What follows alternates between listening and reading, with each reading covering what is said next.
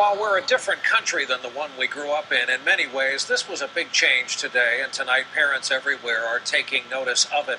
A federal judge has ordered the so-called morning after pill, emergency contraception for women and girls, be available regardless of age, without a prescription, over the counter, in the drugstore. In other words, no questions asked. This is a medical issue, it's a social issue, it's a moral issue for a lot of people. It's where we begin tonight with NBC's Stephanie Goss. Today's decision on the morning after pill will not end the debate over teenagers and contraception. I think it's very controversial. But barring an appeal, the legal battle over the drug and who should be allowed to buy it is over.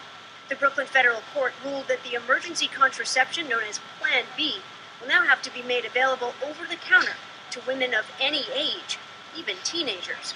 This overturns a controversial decision made by Health Secretary Kathleen Sebelius in 2011, barring anyone under the age of 17 from buying Plan B without a prescription.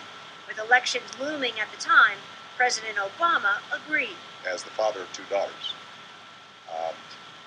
I think it is important for us to make sure that we apply some common sense to various rules when it comes to over-the-counter medicine. In today's ruling, Senior Judge Edward R. Corman called Sebelius' decision, quote, politically motivated, scientifically unjustified, and contrary to agency precedent.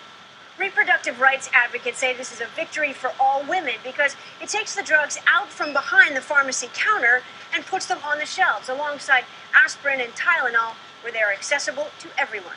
Critics worry sexually active teenagers will have open access to a contraceptive that does nothing to prevent sexually transmitted diseases. Young people are primarily the group that are contracting sexually transmitted diseases. So this is a huge public health problem, and Plan B, if anything, aggravates it. There's disagreement among mothers, too. We are the parents, and we should have a say in what they do. Children should be able to go to their parents for these types of decisions, but not all young people have an adult in their life that they can go to.